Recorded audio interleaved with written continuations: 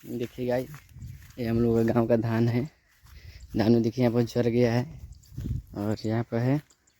हम जा रहे हैं खेत में वही लिफ्टिंग करने।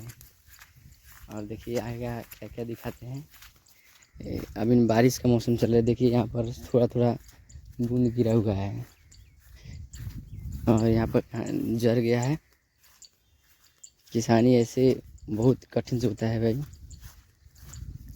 और एक तो खेती ऐसी है जिसमें पूरा जर गया है, धान जर गया है पूरे एक जोर से लाल लाल हो गया। आइए आपको हम वो खेत दिखाते हैं जो पूरी तरह से लाल हो गया है, पीला हो गया है।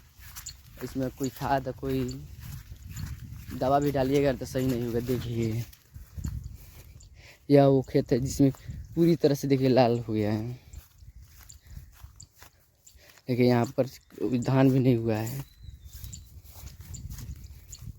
और आए हैं घूमने। आप सबको ऐसे ही घुमाते रहेंगे हमेशा।